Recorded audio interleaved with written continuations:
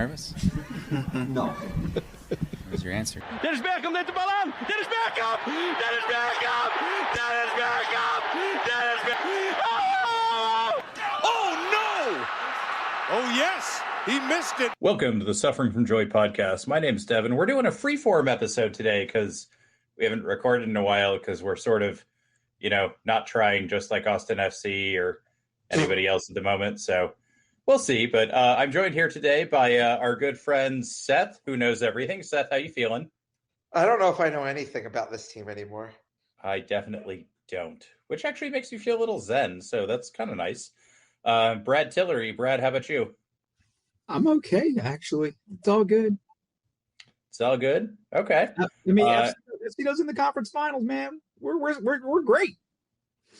And the 90s sitcom master, Charles Peacock of the False Nine, Texas. Charles, how you feeling? Great. We just lost Charles with literally like a beep beep from an 80s sitcom. So that's pretty much Knight Rider is what just happened, right? I mean, that's fantastic. That's sort of how this post-League Cup season has gone. So I'm all for this. Charles just turned into Kit. Was Kit the one voiced by Mr. Feeney? I think so. Okay. Knight Rider, right? Oh yeah, it's Knight Rider. That's what I was saying. It's Knight Rider. Yeah. Okay. I was just making sure. Charles, do we have you back? Yes, I returned. Okay, you didn't turn into Kit / Mr. Feeney as a car. Unfortunately, because that sounds okay. rad. No, we were worried about you. How you feeling? I'm feeling good. I'm glad that we don't have to watch this team for 2 more weeks. But instead, we get to focus all of our anger and hatred toward Josh's mentor. Yeah, and maybe that's by design. So I kind of want to just touch base on. It seems Wolff is staying. We'll get into the press conference and all kind of the nitty gritty later. But initial reactions, Brad, you want to go first about, hey, we found out on Sunday at 5:17 p.m. that Josh is going to be here. Yeah, I'm not happy. I mean, just honestly, I'm not happy. There's too many data points to point me in the direction of Josh Wolff should not be the head coach of this club anymore. I know what Rodo said today, and we're going to get into all that during the press conference. But we're talking about 100+ games at the helm. And I could even give you a pass for 2021, building a roster on an inaugural season in a COVID year, not a problem. Great last year. I think some underlying metrics say we overperformed. And everybody just points to, well, we got to the conference final. We got to the conference final without critically thinking hey, we needed a 96-minute handball on a complete fluke just to get to extra time while up a man for most of the second half of the first playoff game. Still couldn't put one in extra time and had to win in PKs. We were that close to going home. And then you take into account this season, I understand the injuries. I understand what we've had to deal with all year, but it hasn't been good enough. And the early cup exits, the loss to Violette is inexcusable, just flat inexcusable. A dream draw for a U.S. Open Cup that would have gotten us to the semifinals without ever having to leave Q2 Stadium. The finals. Sorry, Seth. The finals without ever having to leave Q2 Stadium. And we couldn't beat a pretty mediocre Chicago team and came out lackluster in that match. You draw the best possible Leagues Cup draw you can get. And I'm someone who did not care about Leagues Cup. Still don't. But, you need to at least get out of there when you're home for both matches against 2 of the not so great clubs in Mexico. And you get beaten both matches. And then you fall short of the playoffs. Results have to matter at some point. And when you look at the last 40 games of MLS competition, let's take out all the other cup competitions. Just MLS regular season. This team is averaging a shade over 1 point a game, 43 points in the last 40 games. That's more than a season's worth of data right there. Before you get into the extra cup games and everything that tell me, I don't care how bad this quote-unquote build has been. This team was good enough this year to be in the playoffs. I think we can look at man management, especially going back to the loan of Radovanovic, that probably cost us 4 to 6 points in the year, earlier in the season, where he sat on the bench inexplicably for 6 to 7 weeks while he was here on a 12-week loan.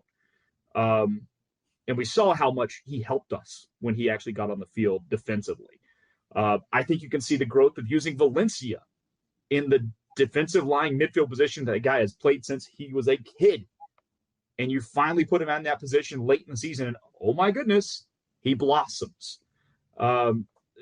There's little things like that I can just continuously point to and go, managerial decisions, in my opinion, cost us a shot at the playoffs. And that combined with all of the other early cup exits, he's got to go. I don't care about anything else at this point. Results have to have consequences. If anybody's thinking we're doing a little revisionist history on last year, go back and listen to the episode we did after the first game of the season. We said the exact same thing about post-LAFC, about the playoff run. Like, hey, we're kind of in trouble. We're a little worried about this. So this isn't like some ex post facto Brad stuff here. We were all talking about it. Seth, any thoughts? Yeah, no. If you get to a point here, I mean, I agree. I was the most Wolff in of anyone on this podcast. I did a whole episode of defending Josh Wolff when we were in 5th place at the Leagues Cup break. And this team has gotten, 5 points since the Leagues Cup break? Like, how is that acceptable in any reasonable universe of this stuff? It's simply not. And it doesn't get the job done.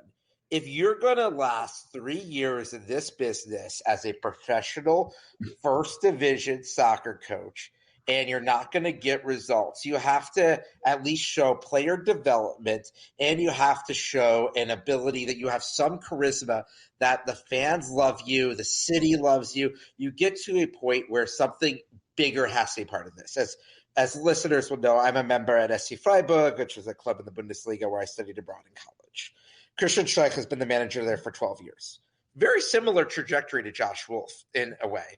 First year, not so great, enough to survive relegation. I mean, obviously they have relegation over there. But second year was pretty strong. Took a team on the 17th budget out of 18 teams up to 5th in the Bundesliga.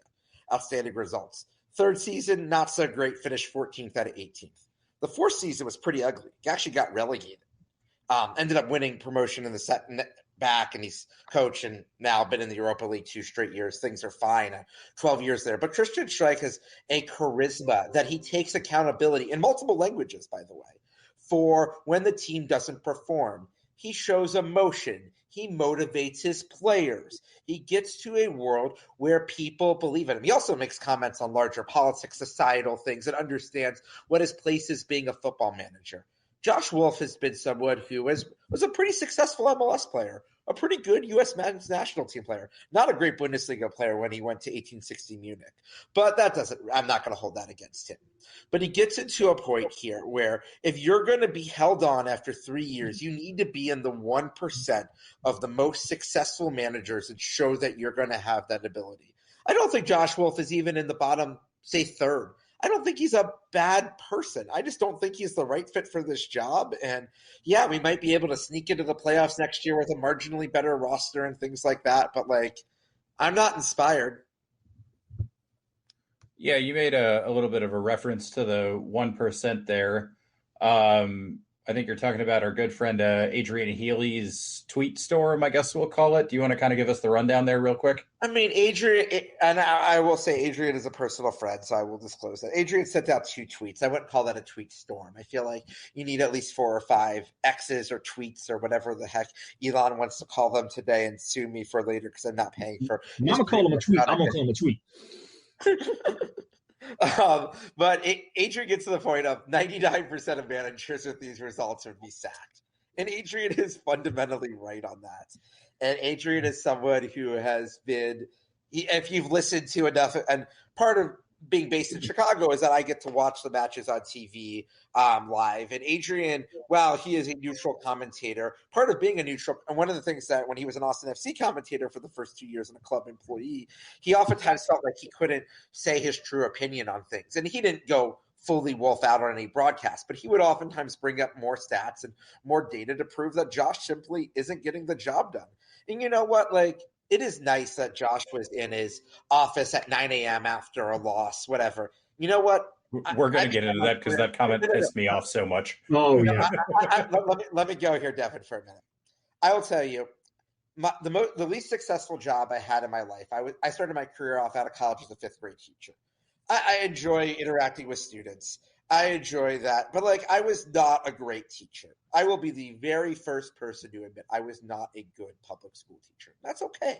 It's a really hard job, and teachers should be paid and compensated more because it's really freaking hard to do. And you know what? I would be in my office at 6:15 in the morning getting lessons ready. That didn't make me any better at my job. Like, just because you put a lot of time into it means that you could still suck at your job. Like, you can put all the time, effort, energy in the world into something and still not be good at your job. And that's where I fundamentally land at with Josh Wolff right now. Maybe Rodo can pull some miracles, get him amazing players, and find enough scouts and bring in scouts from the greatest clubs in England and Spain and Germany and whatever else, and we can get an amazing roster. But, like, I'm not feeling too optimistic this evening. All right, we're gonna turn it over here to Charles in a second to get his kind of initial thoughts and feelings. But I also want to ask Charles, you're our resident Man United fan. I have it on good authority that prior to having this job, Josh Wolff had managed Scotland at the World Cup, had won a European Cup, and had broken the Celtic Rangers deadlock by winning the Scottish League with Aberdeen. So he's essentially the exact same person as Alex Ferguson. Is that correct? That's 100% correct. Okay, thank you. There's no delineation at all. There's no, differences in how teams were formed or how much Sir Alex Ferguson was allowed to spend on players. Nothing like that. They don't play in a stadium that's 4 times the size of Q2 even 30 years ago. So, and they had $18 jellyfish at Old Trafford, right? Adjusted for inflation, of course. Yeah, but it was actual jellyfish because it's on the ocean. So they just it was kind of like a Red Wings thing. Of It's like you like yeet, like the octopi at Red Wings games. Yeah, exactly. Okay. That's where the word yeet comes from, actually. You get your eel pies in there as well, so that they can throw those on the pitch too. Yeah, 100%. That's why the pies are shaped that way. Is because they're more aerodynamic. I don't know why else they'd be shaped that way. So I can't believe I'm going to be the one who does this, but I think we might be too hard on Josh Wolff. The first season he had a USL quality roster. He didn't get a training camp. He didn't get a preseason because of COVID. The second season, he has a full training camp. There's no front office problems until the whole Cecilio incident happens. But by then, what Rodo in the press conference kept talking about was momentum. But I think what he actually meant in the U.S. vernacular is belief. A team having belief in itself. The 2022 team had that. They always felt like they could score. They could, play with anybody. And this season, a season that got off to a bad start because of U.S. men's national team bullshit drama, is which Josh is a part of, which Josh is tangentially a part of in this case, made it to where the vibes for the season were always bad, and there was never any turnaround for that, and there was really no chance. I also want to say that I feel better that Burrell is there and talked about teaching Josh and trying to get Josh some more experience, because his role model is a shitty coach who shouldn't have the job that he has, who never should have been hired for it, wasn't a good MLS coach, because, mind you, the 2022 Austin team both scored more goals, had a better goal differential, and had more regular season points than any Berhalter team ever did. And I think that with better role models, Josh potentially could become a better coach. I don't know if he will or not, but I at least feel as though there's a chance now. And there was no chance of that before, when our front office could best be described as a dumpster fire of people who were at jobs they shouldn't have been at and didn't want. All right. Well, I mean, you're kind of you're kind of stealing a base here, though. Like, we're not going to get into the whole Berhalter thing, but essentially, like, for those of you who don't know the background, like, his brother was in charge of the coaching search the first time, and held the job open for him for 15 months, hired Greg, and so a lot of people are crying nepotism, which I think is fair, but isn't Josh being hired as the first employee of the club because he's buddy with Tio Tony, kind of the same thing? Yeah, I mean, ahead, I don't Seth. disagree with that. I don't disagree with that. I think a better run club hires a sporting director before hiring a coach. But I also think that hiring somebody like Claudio wasn't somebody who was going to help Josh in any way, shape, or form. And I think Burrell can. But we get to a point here, and I think it's a fundamental question that if you're reading between the lines, there's a direct quote in today's press conference. It is like, well, ultimately, and if I'm slightly botching the quote because I'm not reading it in front of me, but Rodo's like, well, ultimately the decision to hire or fire a manager rests with me, but I need to ask the owners first. It's a question of who is actually the boss of Josh Wolff. Is it Anthony Precourt or is it Rodo? And I left that press conference remarkably unclear on that answer. I had the same thought. It's just like, it is crazy to me that like a guy would come from being one of Pep Guardiola's assistants and not have the ability to fire a manager without the owner's approval. Like, what on earth? I mean, there are instances, especially if you look at Chelsea, where it's going to cost you $20 million to fire the manager. Like that, I sort of get, where you have to go, hey, boss, can you sign off on the accounting side of this? But not the actual, like, should this guy go decision. That's fucking ludicrous. Like, why have a sporting director at that point? I mean, I'm convinced that Claudio Reyna, like, obviously Claudio Reyna has plenty of faults, but, like, I think if Claudio Reyna had the ability that he had at NYCFC with Austin FC, Josh Wolff doesn't even make it to season 2. I mean, Claudio Reyna famously fired Jason Kreis, who someone also made the comparison on Twitter that, like, look at Jason Kreis. He had these results in his first 3 years. And I'm like, yeah, he won MLS Cup on 1.33 points per game. And with this expanded playoff format, someone could do that. But, like, that doesn't mean it's good. I mean, Jason Kreis got fired from being Jason Kreis got fired from being the U.S. under-21 manager for not performing well enough. Like, Jason Kreis got fired for being the assistant coach of Inter Miami earlier this year. Well, I mean, anybody who hangs out with Phil Neville, you get what's coming to you.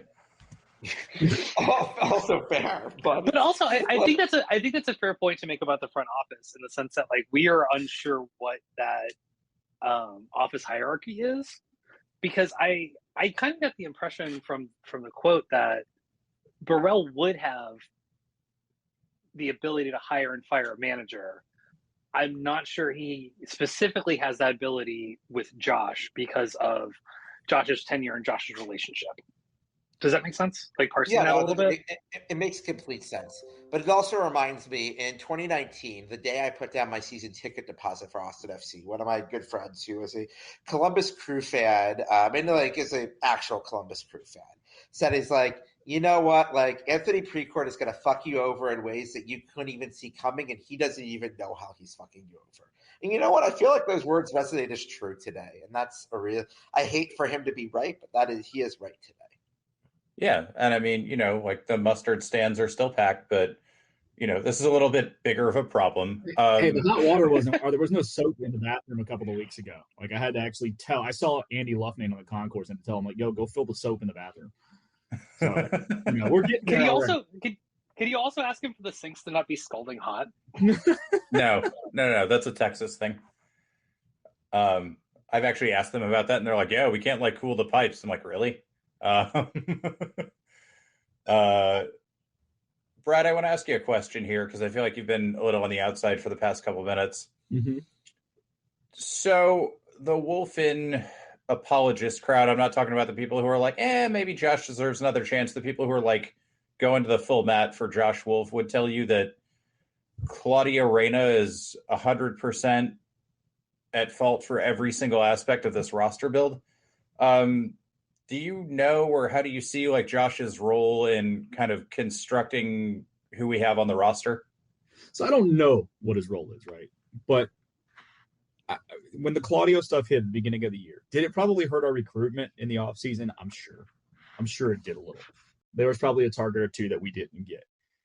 But during the year and during the transfer window that just passed in the summer, and I think even before then, I don't think it's hard to fathom that Josh probably had a pretty big say in who was coming in and who was going out on this roster. So, and who was getting contract extensions to that point as well. And that's where you bring up Diego, right? So from my perspective, he doesn't get shielded from all of that blame. Did Claudio screw up some of this, and did our scouting department screw some of this up? Yeah, there's you absolutely can lay that fault on the feet of them to a degree. Some of it's going to fall on Josh, but at the other point still goes back to, okay, that doesn't excuse finishing potentially like 12th, 13th in the conference. It doesn't excuse some of the cup losses that we've had. This roster is good enough to have at least finished 6th or 7th in the West. The West isn't that great this year, but let's be real. We're a couple of results away that we should have not games that just take games that we shouldn't have lost. Last minute goals given up. The 2 against Dallas because of red cards that you get nothing out of. The Seattle game, the Galaxy game at home a few weeks ago at 1:30 in the morning. There's so many of those kinds of instances I think we can look at and go, drop points, that have nothing to do with what happened in the offseason, but rather a mentality and how he played in the man management that Josh used on the field. And I think you can judge him specifically on those performances to come to the conclusion of why so many of us are like, this guy needs to go. And for me, the only 2 things the ardent Wolff supporters keep coming back to are, he got us to the Western Conference Finals last year. Okay, we've talked about that. We talked about how kind of fortunate we were, and we've been talking about that since the beginning of the year. And that the roster build. Well, he does have some kind of a hand in that. So your 2 biggest points are things that are easily, you can shoot holes into the arguments. Now, if you want to say, and this kind of honestly pissed me off a little bit too today with Rodo. He's like, look, I know what coaching is. I've been around, and I'm not going to argue. The man knows more soccer than I'll ever know. But you got a fan base here that's not that damn dumb either. There's a lot of educated people in this fan base about the game. Rodo was at one point seemingly trying to explain the differences in travel between here and Europe. Like, yeah, no shit, dude. North America is a big fucking place. It was really weird to hear, because he's like, oh, well, if you have to go from Portugal to Russia, that's like an average trip in the U.S. It's like, okay, but other MLS teams aren't going from Portugal to Russia. I mean, I to slightly defend him, the first road trip he went on was away to Vancouver on a Wednesday. We came back on a Saturday. We actually won that game at home against KC on a Saturday after that travel time. But like, the MLSPA should make a case of like, if you're going to have Wednesday, Saturday road games, maybe they shouldn't be more than 500 miles apart from one another. Like, there's certain things that are like possible within the constraints of MLS, but the random schedule generator, I actually think it would be really fun to create schedules, but maybe that's just because I'm a nerd and think that would be fun. But like, there's like at a point, like the way that we design things, like, yes, this is a big country, and obviously it's 2 countries in the league with Canada as well. But it is there are ways that this can be designed better and better to support player health and wellness. But you know what? Almost everyone has to go through BS. And like, we play in the middle of America. Like, Vancouver is our furthest away day, and it's a 4-hour flight. Okay, you deal with it. Like, you go on. And you know what? Like, if we look at the West this year, I don't think anyone's – St. Louis is at 56 points. No one's getting to 60 points. No one is getting close to 2 points per match. This is a league of parity, and like, if you can get 1.5 points per match, 51 points, you're going to be a top 4 team most years in the conference, in the way that MLS is set up. That should be possible almost every season if you're doing your shit right. Well, I think Burrell talked about that in his press conference, though. Like, he mentioned about like how small the margins are in MLS just by the nature of it. And I thought he actually had like a lot of like good doses of reality for the fan base of like what our expectations should be.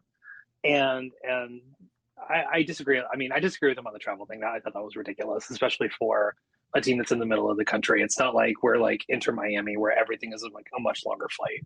Well, it was fucking patronizing as shit too. Yeah, that was kind of my point. Is he was basically trying to Europeanize, and I get that's what he knows, but he's kind of like Europeanizing to us what the fuck North America is about. Like, dude, I live here. You think I don't know what the travel is here? We crack jokes all the time on MLS Twitter about people in England driving 3 hours for a long away match, about how that's a fucking local derby here. Like that you don't need to have that conversation with us. We know this.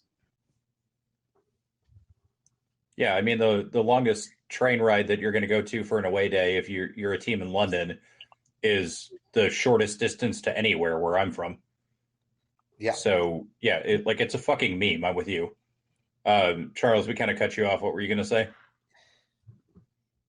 No, I was going to say that like I think the margins are really close. I don't think this team was that far away from being a playoff team. I mean, you look at like how many second half goals they gave up, especially, and it is frustrating to just have all those things go against you when the season before all those things went for you.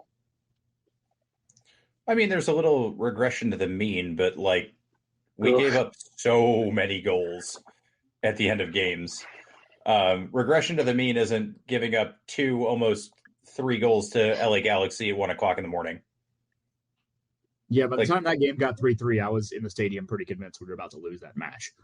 Yeah, and I mean, I'm glad we have a 4-month-old puppy who's even younger than. We would have stayed for the end of that game if we didn't have to get home to her, and I might have put like a hole in some fucking concrete and or my knuckles if I had left that game and actually stayed for it. I usually walk out there, even after losses, relatively calm. I can rationalize things. I was furious that night, having given up the lead. I think that's the night to me that sealed that we weren't making the playoffs, right? It's like, okay, we just lost all hope. You know what? I know I'm there's so glad. chances, but that was the night.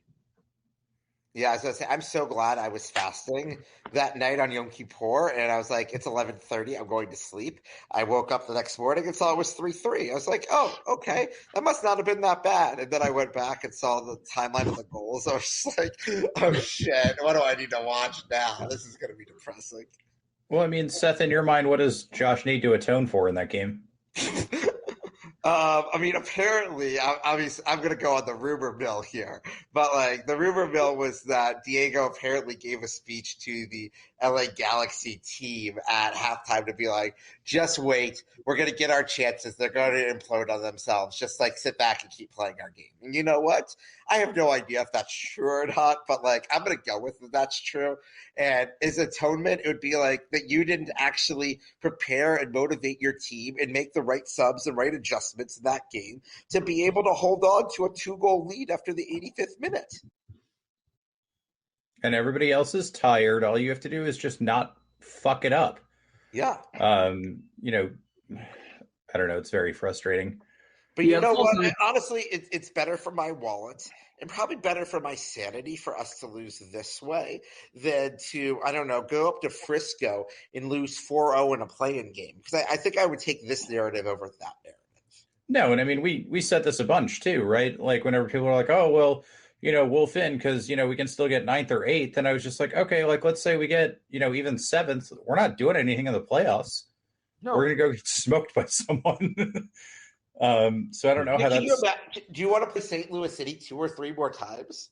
I mean, I do, but that's just because it gives me an excuse to go see my niece. So yeah, slightly different motivations there, not from a footballing perspective. I mean, the only people that would be excited for that would be St. Louis City fans, and they would be licking their chops for that. They should be, but they don't get to do that. Do you guys remember how arrogant our fans were going into that opening game? Like, oh, we hope you guys keep it close. And now I'm getting like pity texts almost every day. Like, yeah, you guys are having like a really rough off season. I hope you're going to do better. You know, I think you guys have it in you. You have a really good fan base. Like, do you have any idea what the fuck that's like in a 6-8 month turnaround? Yeah, You know what? The beauty of MLS is that there's a decent chance that they miss the playoffs next year because this league makes no sense at all. And it's utterly wonderful and chaotic. Yeah, St. Louis Well, is also- what we were last year when you look at their XGs. But more so. Yeah. The regression to the mean for them next year could be a really hard one. I'm looking forward to MLS writers not learning their lesson from predicting Austin to finish in the top 5 of the conference this year when they all do it to St. Louis next year and St. Louis regresses to the mean and is bad. Yeah, I thought it would be fun to give Andrew Wiebe, Captain Dipshit, a bunch of shit about predicting us as high as he did, but I don't think that ever took off. It's funnier to just call him Dweeby because you can tell he searches by his name and still gets those. Yeah, fair enough. I actually never paid attention to him until the MLS All-Star game, which obviously I was watching because Arsenal was there. And I was just like, who the fuck? Oh, and I saw his name pop up, and I was just like, okay. I get why you guys hate this guy now. Never mind. And I mean, apparently he lives in New Jersey now, but he did live in your favorite state, Devan, before that. So I'm very aware of that part. Okay, so I mean, we're kind of touching on this a little bit, and we've been kind of bitching about this press conference. I do want to kind of highlight there's something that came out, and I mean, props to our good friends at Moontown Soccer. They did a great job kind of live tweeting some stuff out since this wasn't actually broadcast live. And something I think that got lost in translation is people were asking like, oh, how many signings are we going to make? And, you know, the tweet's very dry and, you know, text and says, oh, 2 or 3, basically. And, you know, after listening to it back, I don't think that's what Rodo said. I think he said, if we can make 2, we can make 2. We can make 3, we can make 3, which sort of opens up. If we can make 0, we can make 0. If we can make 7, we can make 7. So, Charles, how do you feel about our offseason prospects on signing folks? I mean, some of it is that they're just going to have to do it because we have so many contracts expiring, and hopefully some of those folks come back. Most notably Alex Rang. I think one of the things that got mentioned is that apparently Austin FC was tapped out on TAM this season, which is kind of a wild thing to think about in terms of what limits our moves and our roster construction, and gives a little more light into why the Diego trade needed to happen to clear room, but then that doesn't make sense why you bring in Hedges to take up a lot of that space. I'm hoping that Rodo can use his contacts to try to get some young guys, like maybe even like the way like LA Galaxy got Pooch in, to be able to get some young guys just like Sharp for a second. Oh, I would take 11 Billy Sharps. That sounds amazing. But trying to get like some young guys who just like need field time and can't get field time. I think it's a great use of Austin FC's resources. I mean, I know I know Serginho Dest for some reason vacationed here. But somebody like that who's trying to find a European club and trying to find a space would be a really good is really where Austin should look when they're trying to bring in European players, which, considering how often he talked about Europe, which seemed like every 5 minutes, is clearly where he's looking. Well, I mean, you talk about what you know, right? But I mean, if you're going to trade Diego and blow up the fucking roster, right? Right. And I think that's interesting because the league has had so much success of bringing South American players in that I'm not sure that trying to like raid Europe is going to be a winning strategy. I mean, St. Louis City's had good luck at it. You have a couple like Karol Swiderskis that are, you know, doing pretty decent. It may not be like England, but there are some pockets that I think there's places you can go. But, you know, Seth, do we even have like a vision on what we're doing based on this press conference?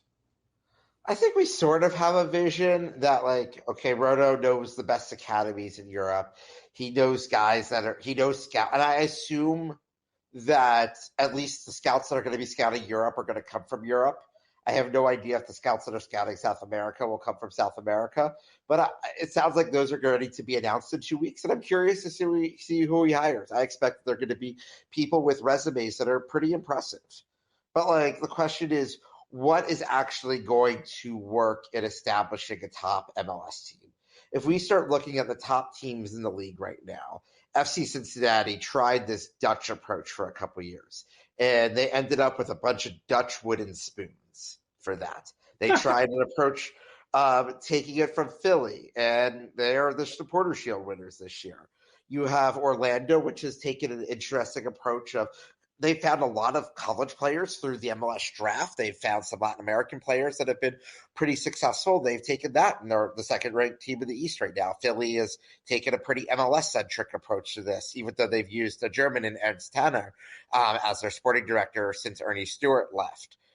You get to a point where in the West you have Luch Pfannenstiel coming from the Bundesliga into St. Louis City taking their own approach. There are multiple, there is no oh my God, we need to use an MLS approach to this. And I think Rodo is learning from a bunch of teams, so I'm cautiously optimistic. And I think one of the things that's been really interesting in this press conference is that he mentioned that he's the oldest person around the club and he's only 52 years old. Where if you look at any first division team in Europe, there's no way that a 52-year-old would be the oldest person around the club. And I mean, actually, I don't even know how old Precourt is, but I think he's probably around there as well, or probably a little younger. I should have looked this up beforehand. But there's the fact that Rodo feels like the senior gentleman at 52 around this club means that there's time for patience development. Next year will hopefully be better than this past year, but he's going to take 2-3 years to get things to where they're going to be, and hopefully where they're going to be as a consistent top 4, top 5 team in the West. Well, I mean, I feel according to Wikipedia, which is always right, Precourt is 53. Okay, but still, I don't know, Precourt, he's probably got some plastic surgery. He looks younger than Rodo. Yeah. Yeah, and I don't want to jump in on the fact check Seth who knows everything thing, but every single one of our strikers is older than Rodo. So I want to jump in and kind of piggyback on what Seth said, because you asked specifically, Devan, what do you see what is the vision for the club? And Rodo on a couple of occasions was pretty specifically talking about Philadelphia, if you were listening closely. He said there's a team in this league that's about 10 years old, and if you look at what we really like what they do, and they have sustainable model of success. He did not name the team, but then later he goes, that same team has a coach that struggled at the beginning, and now he's considered one of the best coaches in MLS. It doesn't take a rocket scientist to figure out that he's talking about the Philadelphia Union and Jim Curtin. So if that's the case, if that is who Rodo believes that we need to model this club after, that's fine. Long term, it's probably a really good decision. Short term, fan base needs to buckle up, because we're going to be in a lot of these 7, 8, 9 playoff type races for a couple of years until this thing gets built up. There needs to be that realistic expectation put out there. That also probably means that Josh Wolff has a longer leash than we really want him to. I'm going to push back on you. I mean, I think I publicly pushed back on you on Slack a little bit on this, Brad. But getting to the point of Jim Curtin didn't really start succeeding until he had a general manager that aligned with his vision. Ernie Stewart Jim Curtin has openly said it, that Ernie Stewart prevented him from setting the lineups that he wanted to set. And then when he got Ernst Tanner in there, that he was able to actually be a full manager. Where Jim Curtin felt like Ernie Stewart held him back, Josh Wolff was being held back by no one. And honestly, we honestly need Rodo to almost handhold Josh at this point. So instead of being Jim Curtin being in this 1% of he was being held back by the general manager, Josh Wolff is in sort of the opposite of he's not in this 1%, but maybe Rodo is in this 1% and needs to guide him towards this point. If that's going to be the case, I don't know how this is going to end up, but it's intriguing. But the story is not quite Philly. Nothing would make me happier than Rodo pulling a Greg Popovich. Yes, except I don't. Yeah, hire himself. Fire the coach. Go on a search. Hire yourself. But then how are we going to tank and get a Tim Duncan at the top of the draft? We already have the modern day Breck Shea on our roster. I don't know what you're talking about. We're not worried about this. And if you don't recognize that reference, by the way, CJ Fodry coming out of the draft was comparably comped with Breck Shea. Dane Breckenshea, the pride of College Station, Texas. Oh, it's going to be great. He's actually from Bryan, but we're not going to nitpick here. Wait 13 years until Fodre plays defense on the road one night. It'll be great. So, shit. All he has to do is follow in Owen's footsteps. Okay, but Owen didn't look bad back there. Like he in the role that he had him playing in the match. What was it? The 3-0 match that we won against DC. And, DC's bad, but Owen wasn't bad in that role.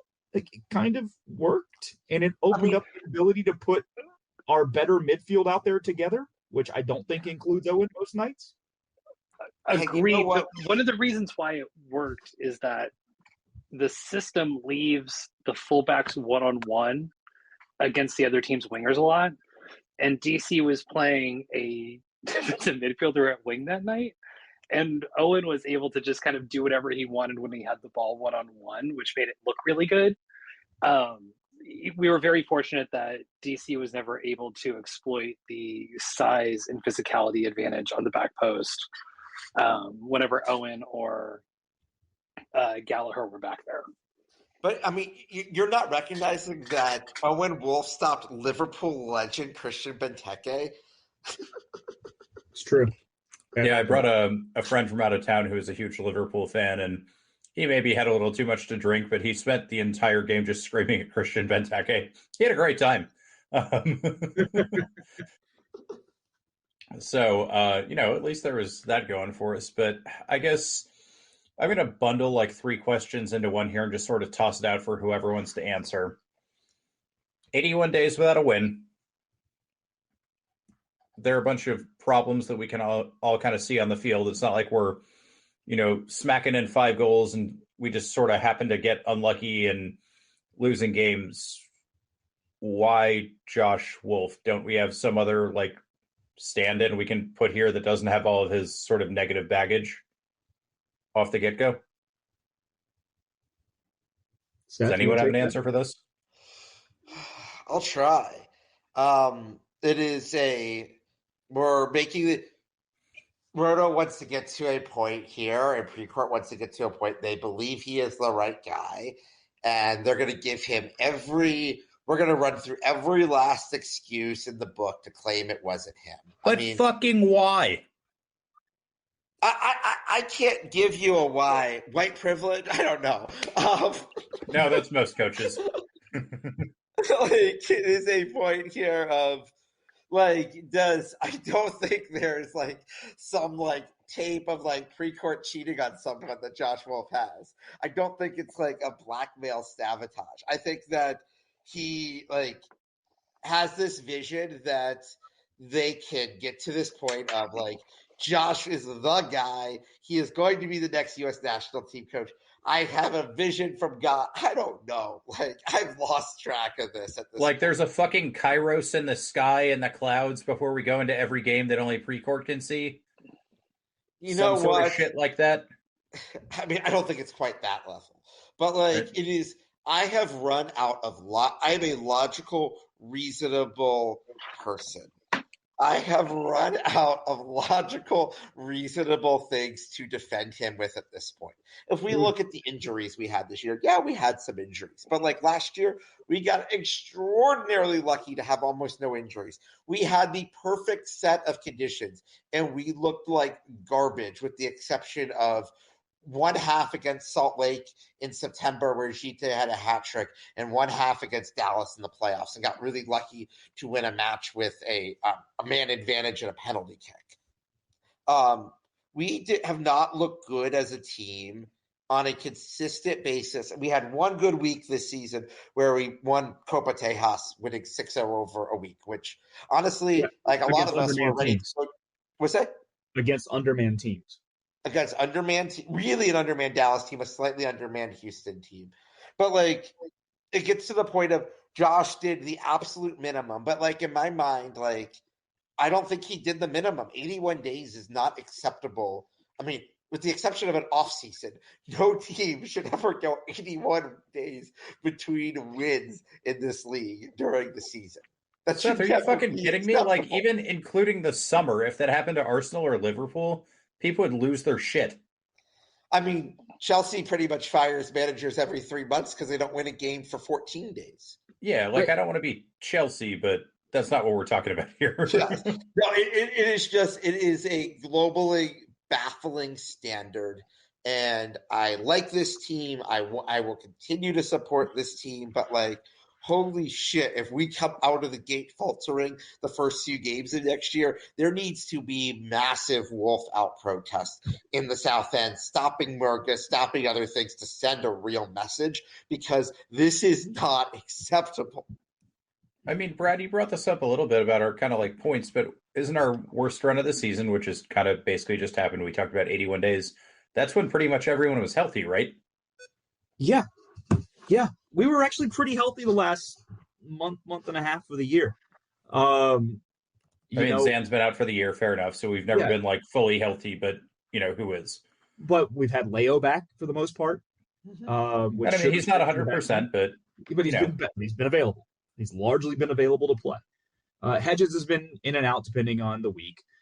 But yeah, we've been largely healthy. Driussi had the one game he couldn't play, and I know he's not been playing at 100%, but he has been playing and he has been effective. Zardes has been up and down depending on the last few weeks. He hasn't played a ton, but he's gotten 45 minutes in here, which, by the way, Will Bruin being our arguably best striker for the last 2 months of the year is wild. Is the argument him or Rigoni over the last 2 months of being our best striker on the team right now? Because for performance in the last 60, 70 days. There's just not an excuse. And I think when you look at the rest of the league and who is pulling the trigger on coaches, teams that are better than us this year have pulled triggers on coaches. And by the way, it's turned around seasons. Look at Portland. They fired Giovanni Savarese. This is a man who just a couple of years ago, not even 2 years ago, had his team hosting an MLS Cup final. He has an MLS Cup championship under his belt. Portland got rid of him this year. Now go look at the standings. And when they got rid of him, well out of the playoffs, right? They're still now where they are. Where are they right now? Seventh place, 43 points. Yeah, they have not clinched yet, but they're close. They haven't clinched, but they were nowhere near the playoffs before they fired him. But, Brad, I'll give you a counterpoint. The first two teams in the league to fire managers this season were the Chicago Fire and the New York Red Bulls, and both of those teams have a good chance at missing the playoffs. They're both right around the Austin point. They're in this 40-point margin. Honestly, if this league had real playoffs of at least like top 7 of last year, they wouldn't be in the playoff picture. And they fired their managers early in the season, and it didn't really lead to much of a bounce of anywhere.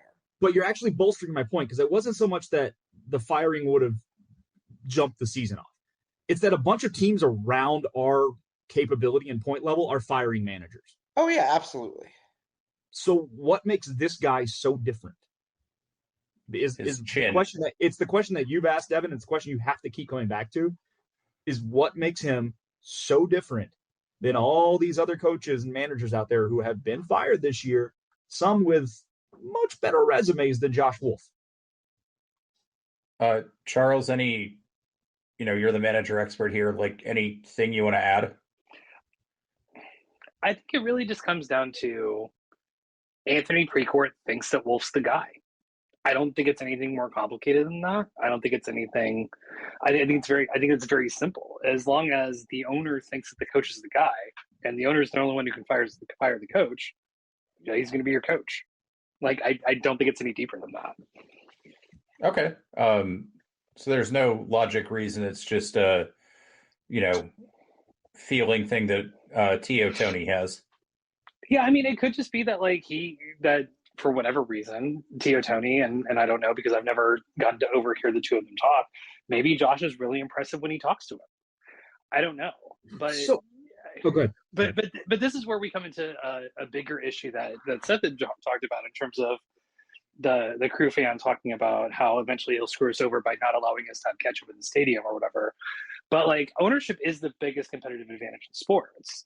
And one of the things that we have to worry about as Austin fans is that having the owner with a direct line to the coach and choosing the coach is potentially very, very bad for this very exact reason of you can't have a cohesive front office and you can't have a cohesive plan when two different people are deciding what's going to happen on the field.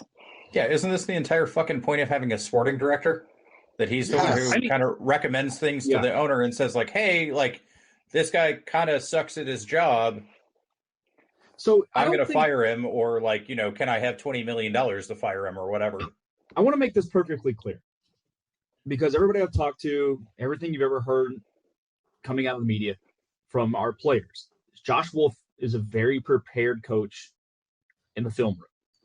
I think that man can talk X's and O's with you pretty well. I think that's where he impresses a lot of folks. I don't think he's a good man manager. And there's your issue. Because how's he going to motivate a team? How is he utilizing his roster? Sometimes, and y'all know I love my college football. Sometimes the best X's and O's guys are not your head coaches. They're your coordinators. Because they don't know how to damn man manage on game day. They don't know how to see the overall big picture. And if he feels like a guy to me that gets so far deep into the weeds that he can't see the big picture, especially on game day. A quality assistant. This is literally like, it's a meme. It's Peter Taylor and Brian Clough. It's fucking Coach Beard and Ted Lasso, right? Yeah. Mm-hmm. I mean, if you look at it, I mean, going back to college football here, do we think Deion is the best X's and O's guy in the Pac-12 right now? No one's going to claim that. But you know what? Are his players ready to run through a brick wall for him? You betcha.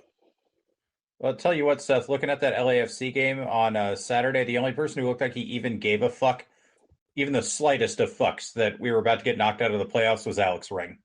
And that's not exactly Bill's favorite player. The amount of, and I don't want to use, I hate saying lazy because they're professional athletes, but that team did not look like they really wanted to be there Saturday night. No. And that was the final home game of the year, your last stand. If you can't get a team up for that, you can't be the manager of the team anymore. Even if you go lose, show me that you're playing balls out, and I can live with losing. But nothing about what we saw on the field Saturday night looked like we were playing all out, balls to the wall, throw everything forward, throw the kitchen sink at LAFC. Like nothing showed that. We haven't seen that team since the Dallas and Houston games in June. Those were the only two games where I thought, like, oh, wow, we played to our full potential. Yeah, we beat DC 3-0 last week. But, like, the Dallas and Houston games were like, okay, like, we actually, like, did something here. Yeah, we even beat Minnesota, I think 4-1 in the game that I'm pretty sure we lost on XG. Like, you get to a point, obviously XG isn't perfect. Yeah. But, like, we get to a world where it's like, this team didn't look impressive most of this season and didn't deserve to make the playoffs. And usually if you don't deserve to make the playoffs with that type of forwards, a coach gets sacked. Coach didn't get sacked. We get some new scouts. We'll get some new players. Let's hope for the best and prepare for the worst. Can I I think that's kind of a... Go ahead. Oh, I was just going to say, I think that's part of what Burrell was trying to talk about in the sense of, like, I think he's overhauling the front office in a way that also getting rid of Josh and the coaching staff would make it seem like he hit a complete reset button on the club. And it seemed like he wanted to maintain some continuity of that. I also agree that Wolff's biggest problems are managing a locker room and motivation. And we've seen this in the videos that even the club releases. You'll hear his pregame speech and you'll hear Davey Arnaud's pregame speech. And I know which one I would want to run through a wall for, and it's not Wolff. Yeah. And that was always the more puzzling thing about why Arnaud wouldn't have gotten a shot to run things, because I feel as though he does a much better job of balancing the tactical and the man management. And I think if Austin's record was better this year, he would get mentioned for some of the open MLS jobs. So in retrospect, I know I'm not the host here, Devan, but I'll ask you guys, when Charles and Brad, when should have Wolff been fired in this season? I mean, for me, it was after the Open Cup exit. Yeah, I agree with that. If you didn't fire him by the end of the League's Cup, you might as well hang on to him for me. But I'm with Brad. As soon as Open Cup was done, it was time to let him go. Charles? I would have fired him after League's Cup, because I think that's the best combination of getting a chance to reset the season and also still having enough time left to still make a playoff run. Yeah, I mean, I guess because even if you're looking through like the earlier results, like yeah, there's a couple losses. Like I mean, really, if you really want to look at just based on purely results, the time to fire him would have been in April. But the time would have fired him would have been three... after losing to Violette. If we're no, at halftime at fucking Violette. Yeah. And so even if you look at like May, they won 4 matches in May. You know, they got a couple wins in June. Like I think really like if you're looking at giving a new coach some time, which I think is important, it would have been after Leagues Cup. Or honestly, I mean, maybe it's just because I'm traumatized because I was there. But like being in St. Louis after giving up 6 goals, the idea that any coach could get back on a plane after that is just and being your first game after a 3-week layoff. Yeah, because like you had the 5th place excuse, semi-fair. We've debated that ad nauseum, but like it is like I have to look at that to be like, no, just give me a break. You're missing the biggest sin there. I had just gotten back from basically spending the entire weekend on the road, going to Central Florida and coming back. That was the first game my brand new baby puppy had to see for Austin FC. So are we saying that your baby puppy is part of an Austin FC curse now? No, don't put that on her. No, she's been to FSCito games, all right? Yeah. Okay, yeah, no. Which FSCito games? No, she hasn't actually been to an FCito game. Philip has, but I think we're 2-0 in games Phil went to. Good. Yeah. Oh, no, we lost to Colorado for one of them. He's 1-1. We're talking about inspirational managers. Arguably the most inspirational manager we have at the club right now is Brett Utley. Yeah. Oh, yeah. When you actually like listen to him speak and you listen to how that team responds to him and how he looks at and how he gets players on and utilizes his sub windows, holy shit, what a concept. Yeah, it took him over 80 minutes to sub on Sunday up in Tequila, I should say. No, Brett Utley is somebody that the club should not let leave. He needs to stay in the coaching staff for as long as they can possibly keep him, because he is a future MLS coach and he's going to be a good future MLS coach. So can I propose something here? I don't see why not. Tio Tony once either visited or went on study abroad to Barcelona and liked Cruyffball and thought it was cool and fun. And Josh Wolff just sort of sounded like he knew what the fuck he was talking about in relation to that. And that's why he still has a job and was hired in the first place. I'm also going to assume this happened at Hedonism. I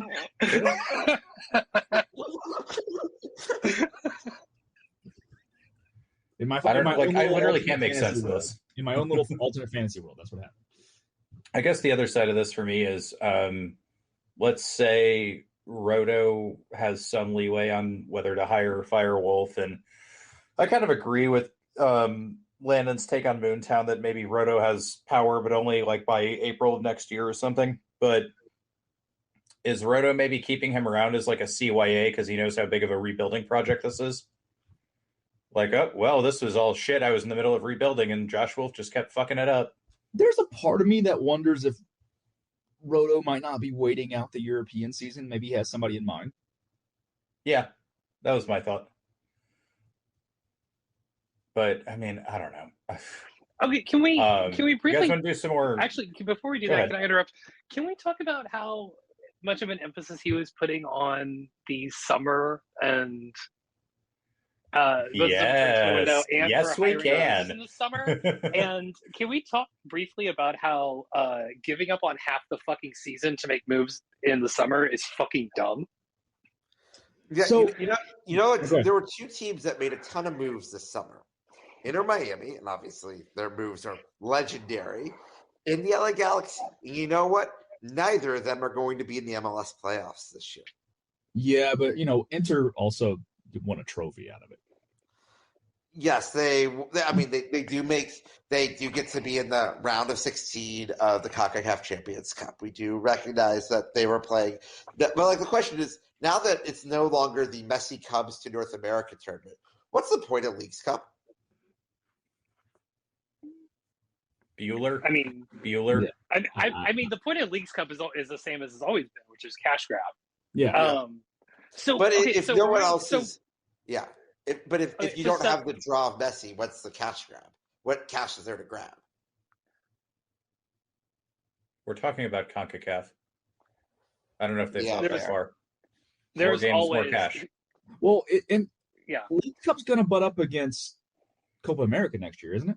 So I think it's going to be right after Copa America and the Euros. Oh. Okay, Seth, sorry to interrupt. When does the MLS summer transfer window end? They have not announced dates yet for 20, but usually it's early August. See, because I'm looking at this now, and so it's like you basically play 2/3 of your games before that ends. And this idea that like, oh, we're just going to bring in like the European guy or blah, blah, blah, because that's when their transfer window is. And it's like, well, that's great, but you're always going to be 20 some odd games behind of making your roster. And even then, is Wolff your guy to do that when he's been reluctant at best to play the summer transfer guys? And also, it's not like we can't bring in players from Europe. We brought in Ruben, we brought in Leo over in off-season. Yes, the Scandinavian season's more run closer to the MLS season. But it's like, it's not like English teams don't buy players in January. Give me a break. Yeah, I see this differently. I see this as this winter window. Obviously, there's a lot of contracts that we're probably going to decline options on. I think we're going to open up a ton of space. This winter window is going to be focused on a bunch of internal MLS moves, and then 2 or 3, maybe 4 European type moves that we can get them on TAM deals. I understand he said there's no TAM available. I think that's based on today's roster and not what's necessarily going to be based on what's available after we decline certain contracts, right? The TAM number is going to change here pretty quickly. I don't think we're going to fill that third DP spot immediately. That's what I think we hold open until the summertime. And I think that's where Rodo was really going after.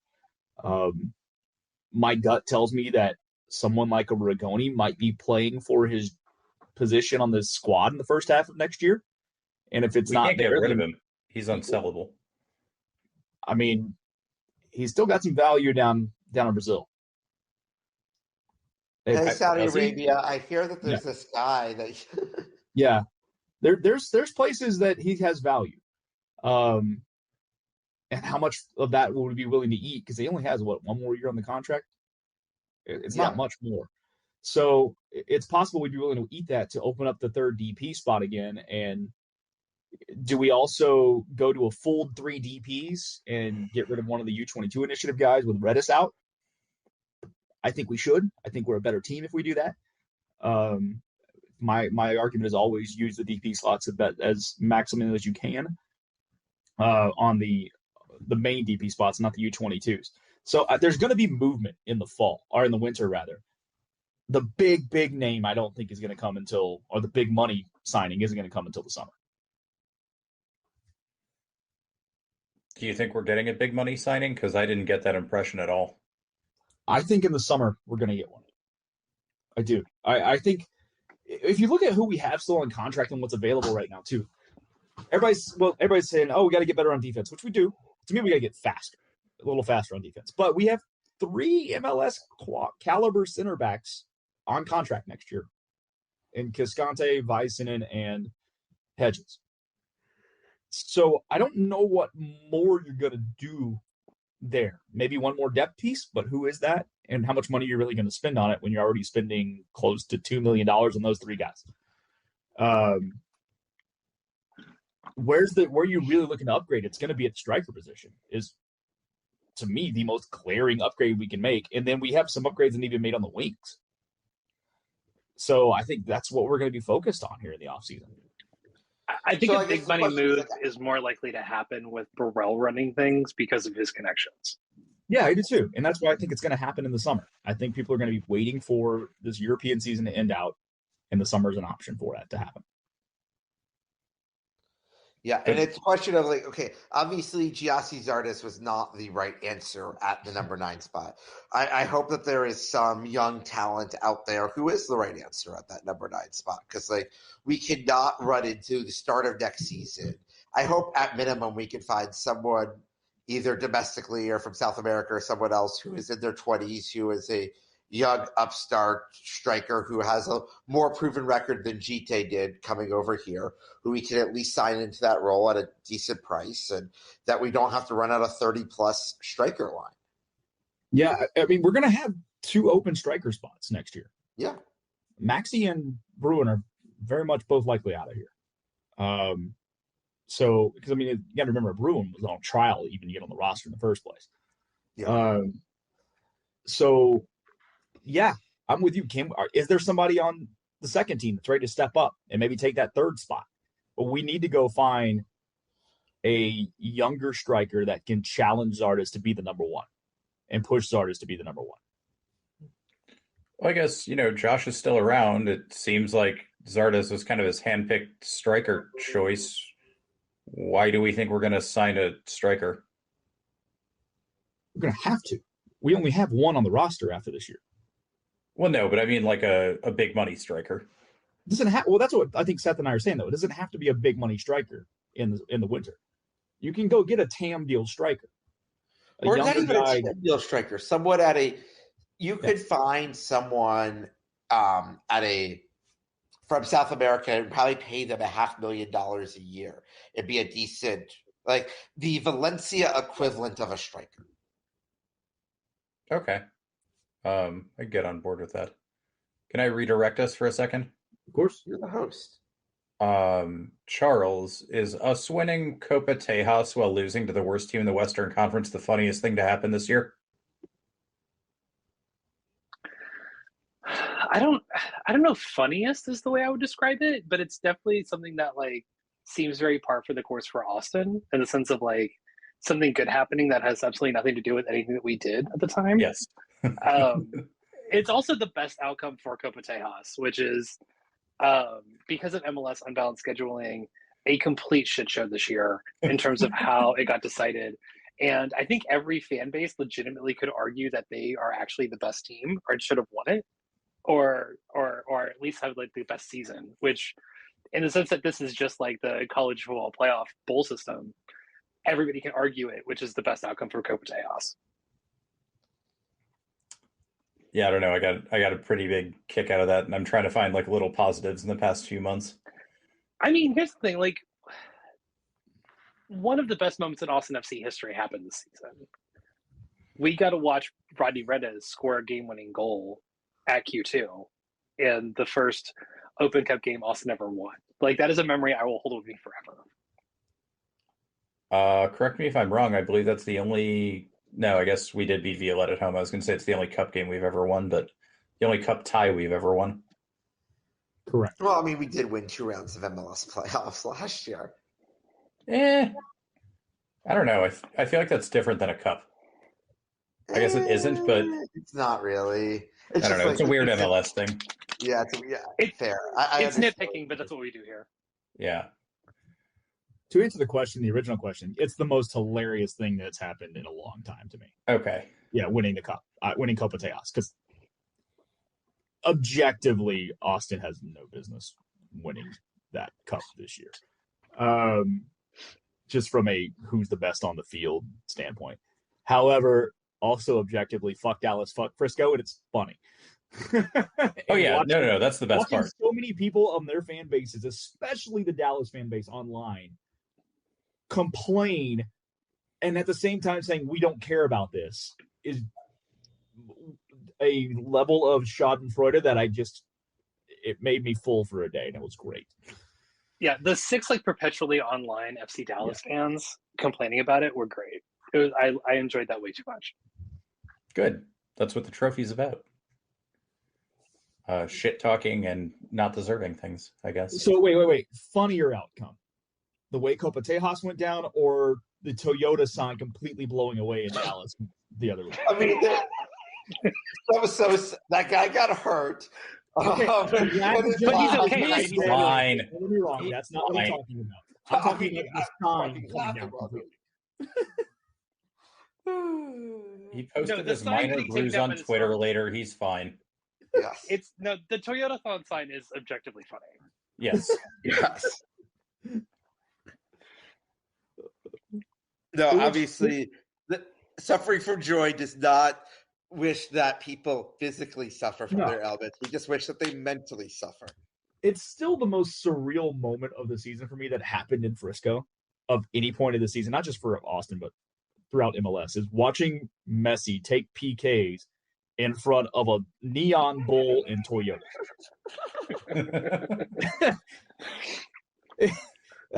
There's nothing about that that's ever going to leave my mind. That it's just fucking hilarious. Capitalism always wins, Lionel. I will say this: I think the funniest thing in MLS right now is that DC United is both above the playoff line and eliminated from the playoffs. Yeah, and eliminated. I think it's Chicago and New York City play on decision day. Yeah, that's right. And no matter what, the result of that is somebody finishes above them and knocks them out. And it's just a perfect encapsulation of like MLS. And the perfect encapsulation of MLS, without Googling, what stadium is that match taking place at? Wait, who's playing? Chicago and NYCFC. Where are they Is this playing? happening at City Field or Red Bull Arena? It is at City Field. Okay. But it is just like, what a utter. Also, to add to hilariousness, I was at the Inter Miami Chicago Fire Messi-less game that broke the MLS all-time revenue record for a single game. The Fire earned over $10 million in ticket sales on a game that Messi did not even play in, which was more than they earned in their ticket sales from their first 9 games of the season. Didn't even travel to. Shaqiri's salary for the year, right? What's that? It covers Shaqiri's underperforming salary for the year, right?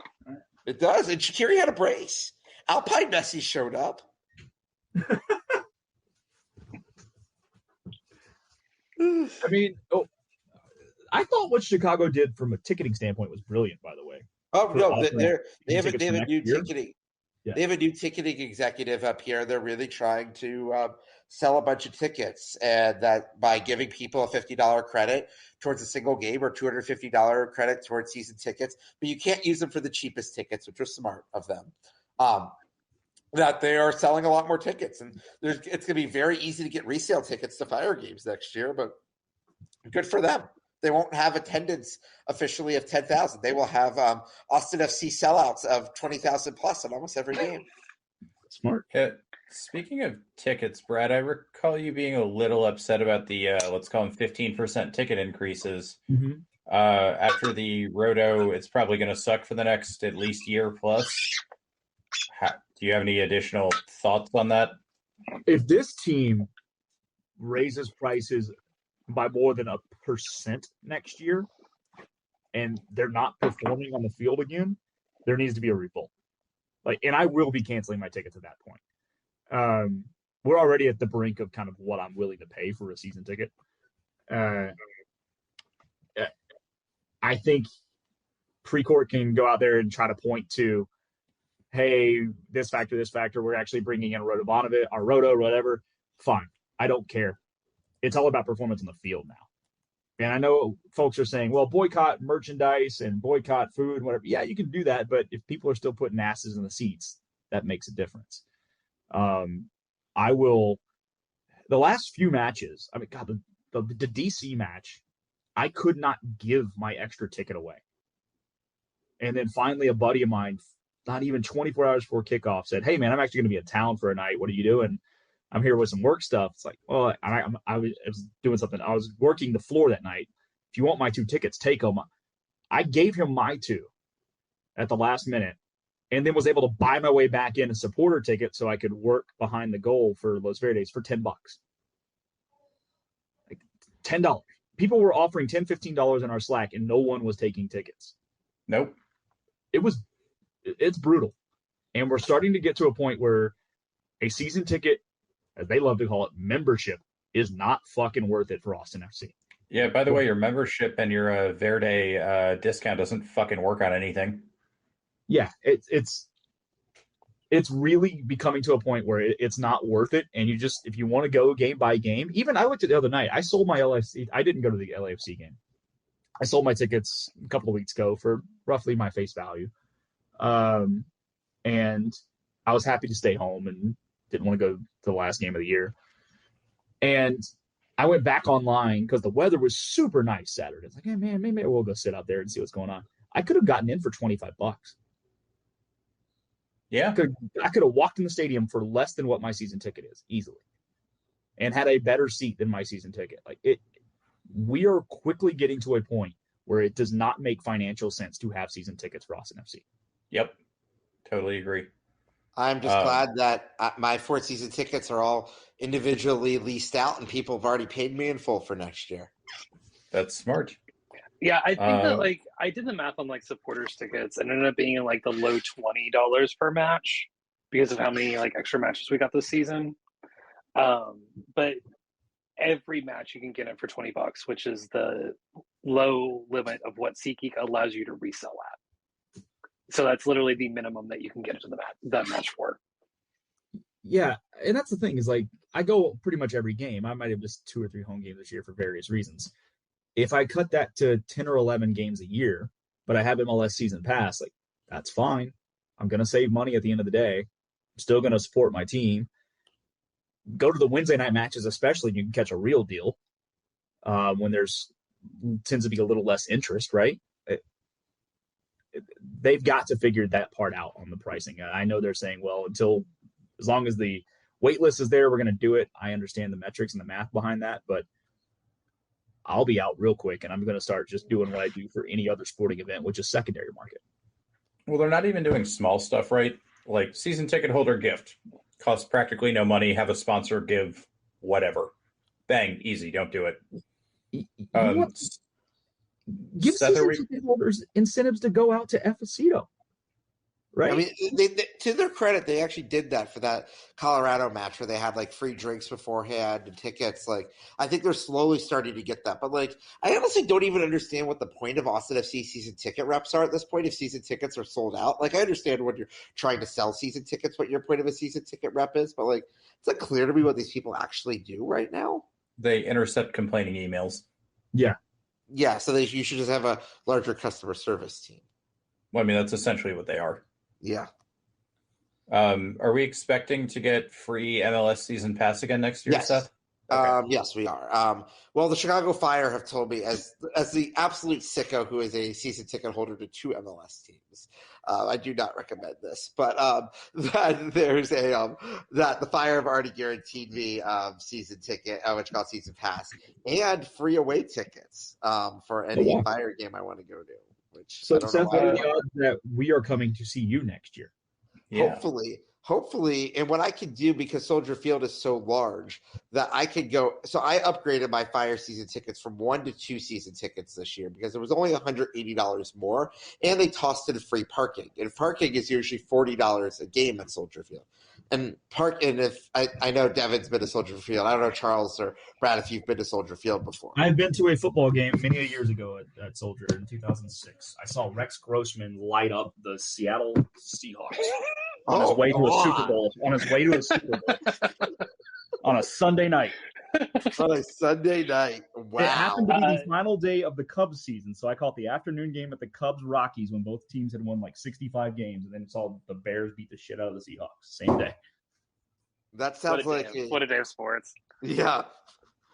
No, I've never been to Soldier Field, but if Austin plays there next season, I am 1,000,000% going.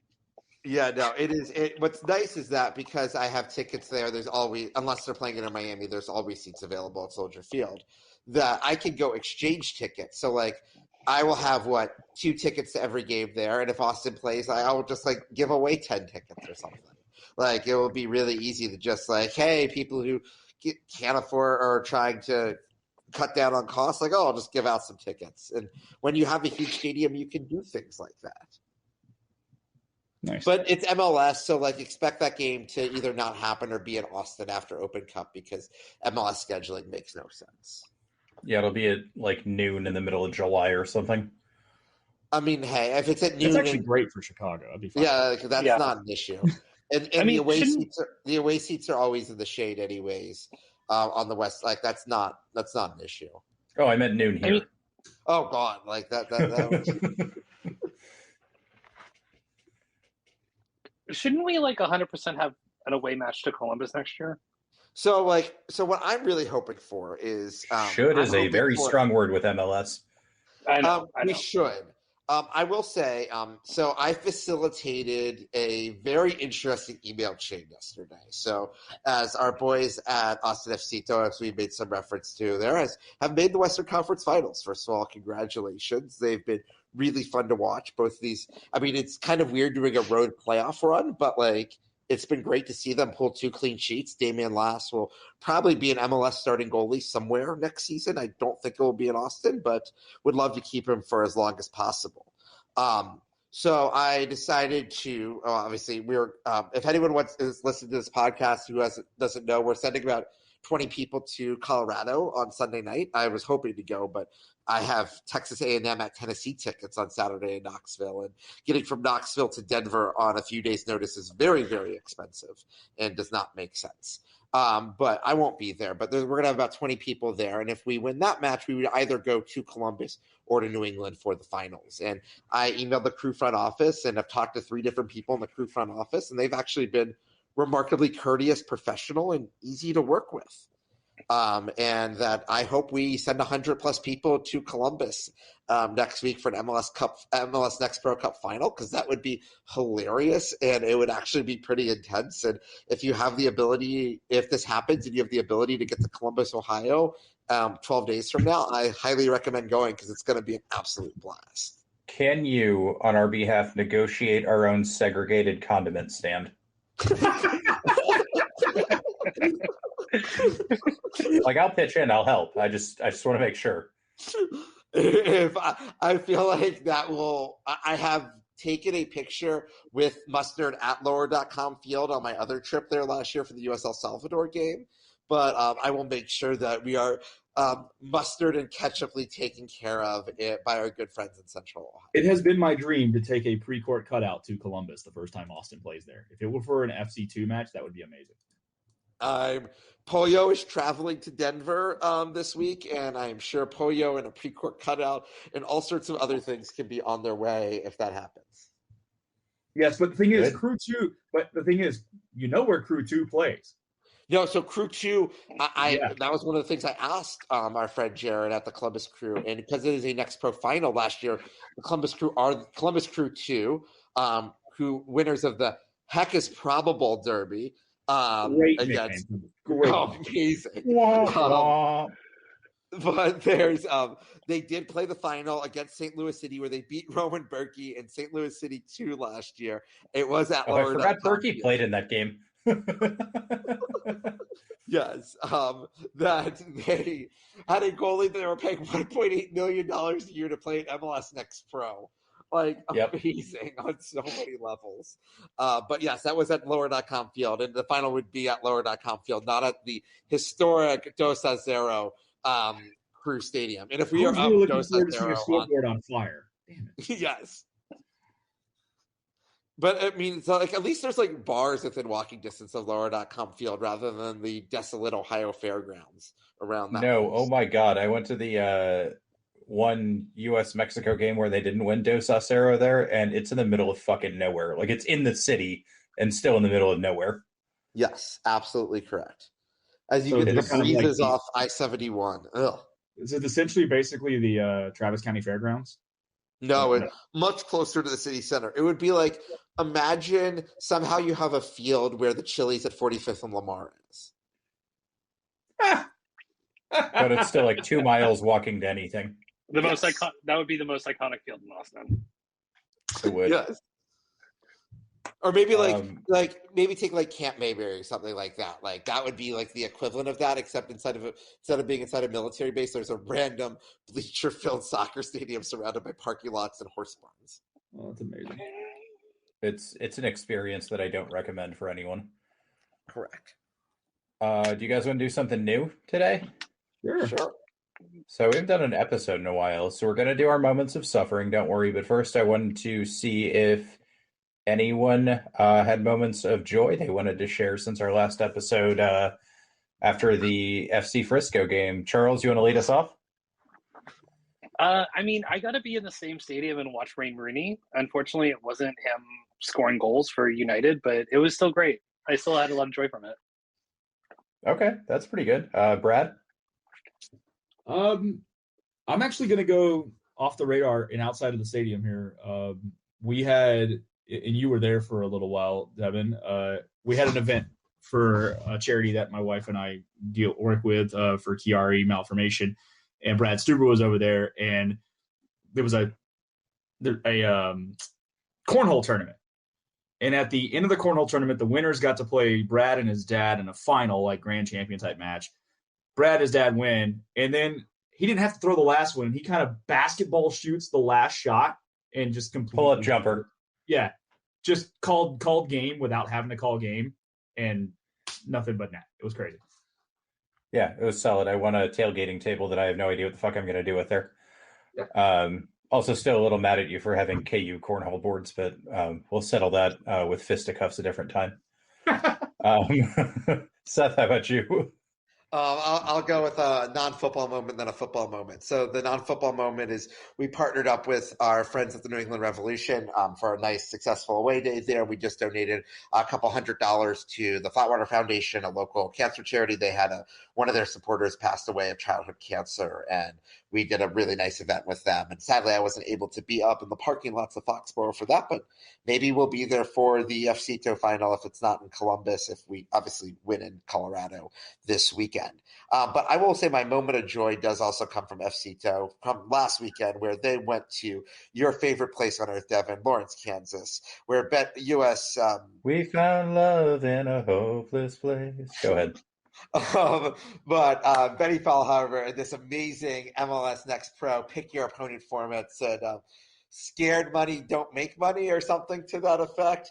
And that we managed to beat them 2-0. And after scoring a second goal on a penalty kick, the entire team went over, was doing the money dance, and was just like doing the dollar bill dance in front of the Lawrence, Kansas faithful for Sporting KC2. And it was an actual moment of joy around this club, and it was beautiful to see. Yeah, it was fantastic to watch. They're like generally, 17 to 22-year-old highly tuned professional athletes, and they looked like a bunch of dumb 14-year-olds who were just learning how to dance at a mixer. It was fantastic. So if you guys can find video on that, I highly recommend it. It's very uncoordinated and quite hilarious. I'm going to go a little weird on this one, and I'm going to go ahead and say 5:17 p.m. on Sunday when they told us Wolff is sticking around and hey, we're going to have some media availability. It was nice that they didn't kind of leave us hanging and wondering and spending 2 months figuring out if Josh is getting fired or anything. I had a great Sunday. Arsenal beat Man City for the first time in the league since 2015. And so there was just sort of a nice little like, okay, here's a button on the Austin FC season. I don't have to worry about you guys for a few months. Like I'll keep up with off-season stuff, but it was a nice little bit of, not exactly like super welcome. I would have liked a different outcome, but a bit of like, okay, closure here, we're done. Here's a nice neat bow on it. So trying to turn a negative into a positive here. I'm going to pose a question, everybody, real quick. Okay. How much of the game on the 21st are you actually watching? 0 minutes, 0 seconds. Live, probably the same answer, but I'll probably watch it at some point. I will probably have it on like multi-screen live. Okay. What? Oh, we have to ask. What time does Mizzou play that day? Yeah. I'm sitting here going, what's the college football schedule that day? There's a lot of things. No. The game's on a Sunday, isn't it? No, it's Saturday. Oh, fuck me. I don't know that. No, but Mizzou plays South Carolina at 2:30 is what the Googles say. Okay. That'll be on the TV. I can always pull, like the Austin FC game up on the laptop or something. No. But like Austin plays at 8 and Mizzou plays at 8. Yeah. That'll be fine. I don't know. Might turn it off at halftime and go to bed. Who knows? Yeah, that's a good question. That day too, though. Ooh. Yeah. I got to admit, I'm probably not Duke, Florida State. Yeah, I'm going to be college football out. Sorry, guys. Yeah. Maybe ask me closer to the actual game. I thought that was on a Sunday for some reason. Okay. All right, let's go ahead and do it. Seth, you want to kick us off your moment of suffering from the past, call it 2 months? Oh gosh. Since I have already admitted on this podcast, I was not awake for the LA Galaxy choke. I'd have to say Will Bruin missing an absolute sitter in Colorado. That I feel like if we scored that, we'd probably get at least 1, if not 3 points out of that match. And we're still talking about hope and whatever other things. So, like, that was completely inexcusable. Even if you're Will Bruin and you were concussed a month ago, you got to finish that. Wando-esque. Yes. At least far lower consequences. Yeah, obviously. Charles, you want to go next? Sure. I think when it was actually in the LAFC match, there was a moment where Dennis Mwanga dribbled through like 4 players, like they weren't there, and then got a shot that Stuver made a really good save on, and Stuver and him kind of had a moment of kind of congratulating each other, acknowledging each other, and it's just another reminder that like Brad Stuver does so much and still gets maligned and wasn't even nominated for best keeper in MLS when there were 23 nominees. And I just at some point I just want him to have a competent defense in front of him. That's really all I want for him. Was it the short side kick saving a beauty? Yes, it was that one. Okay. Yeah, that's what I thought. Yeah, that was a little deflating for me because I was like, oh, you guys like just don't like. I get you're being a little professional, but like you just don't give a shit. Like you guys already know this season's over. Yeah, like that was definitely one of those moments where it's just like, can we just end the game now? Like we can just call it, right? Yeah, like this is a scrimmage at this point. Just tell me, like, send me a note and just tell me I can quit caring. Oh, I did forget to add the moment of joy of Chiellini's own goal at the end of that match, even though it was utterly meaningless. That was absolutely fantastic. A moment of joy. The stadium announcer was like, "Oh yeah, Gyasi Zardes," and everyone went, "No."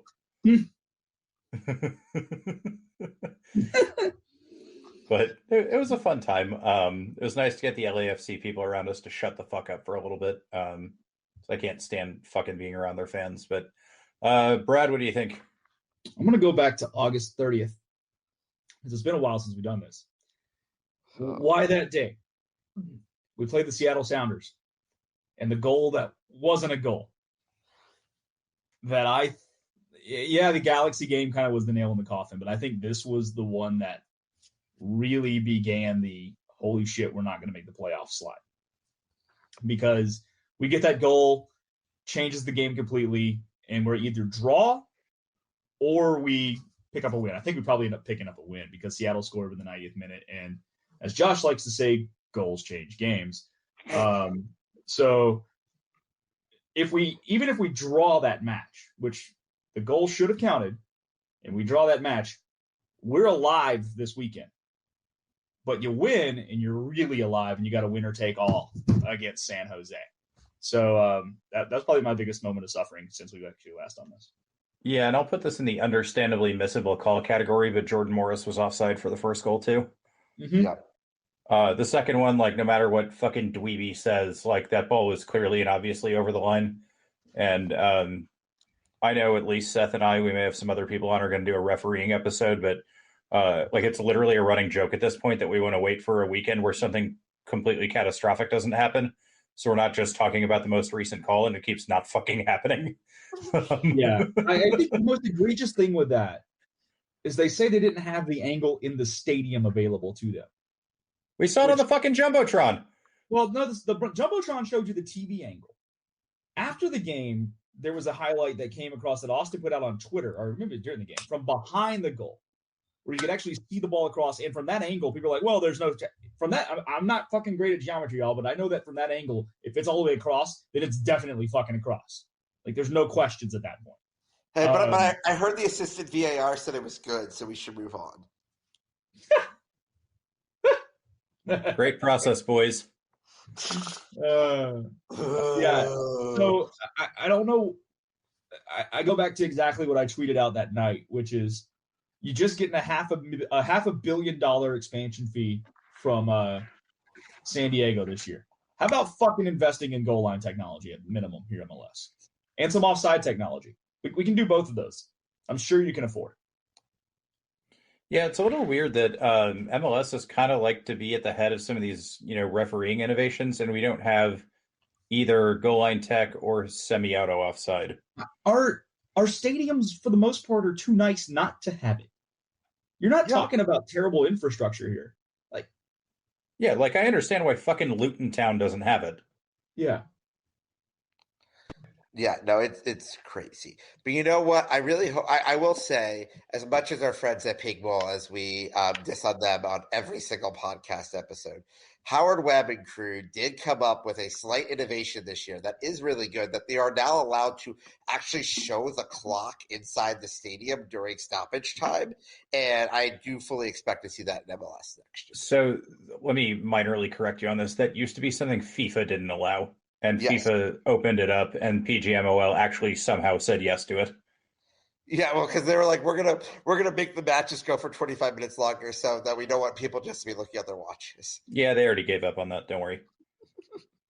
I'm gonna go visit our friends at FCTO on Sunday, September 10th. Austin FC goes to penalties with Minnesota United, and they need to hit one of two penalties to guarantee a home playoff game.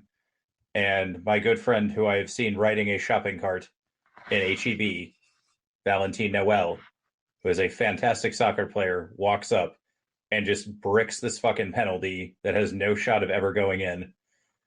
And at that moment, like anybody who's been to an FCTO game is like, holy shit, any of these that we do at home are really, really fun. All we wanted was like one home game.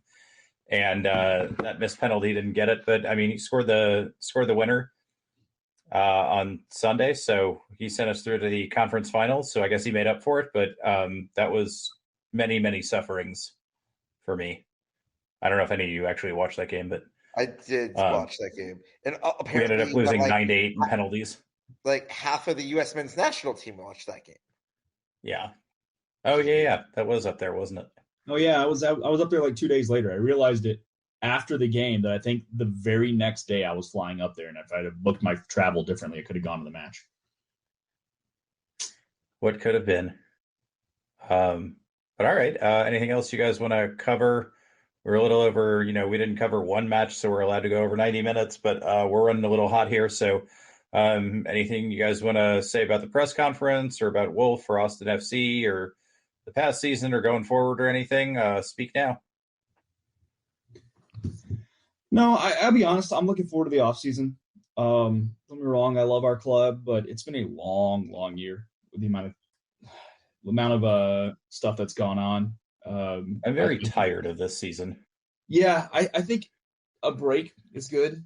I think being able to focus on the second team for the next couple of weeks and have some fun with them. And y'all know my stance on this, which is, hey, root for them, have fun, but ultimately it's you care about the first team, and the second team is for development. And if they win, great. If they don't, hey, I'm still going to have fun with it. And we can refocus on next year. And to me, I'm very interested for when we release the list of what options we're picking up and what options we're declining, because that tells me the direction we're heading for next year. That'll be the first real clear evidence of where we're headed. I can't wait to see Rodo's list of all these people that are super interested in joining Austin FC. He said it's going to be so good, so impressive. I heard it's. He also talked about coaches, not just players in that comment. So we're getting Pep and Erling Haaland. Awesome. That's what I hear. We'll see. I mean, pick one. I'll take Haaland. Yeah, I would absolutely take Haaland. Yeah. We can deal with that Pep if we have Haaland, I think. But I don't yeah, know. I think we need somebody. I think it'd be better to take somebody like Martinelli or like maybe like Odegaard. Fuck off. Better. Here's Saka's Stay away from too. Gabby. We can't sing he comes from Sao Paulo and he plays for the Arsenal song if he plays for Austin FC. So I mean, I think Merger could do something with that though. Yeah. No, but it'll take our friends at Merga 3.5 years to come up with something. Yeah. That's okay. Then they can have 3.5 more and they'll just be like Josh Wolff. All right. I think that's enough. That's Anything the else you guys want to add? No, that's what we should end on. Cut the rest of this. Yeah. All right. Well, as always, on behalf of Seth, Brad, and Charles, thanks for suffering with us. Bye. Promise here for Austin Jarrett Stroud. It's Diego for goodness! He has written his name into Austin folklore. They just won't go away. Oh, he hits the upright again! That's impossible! The Bears' season's going to end on a double doink. Altidore squares it. Dempsey's missed it. Donovan has it. From hope, there is glory.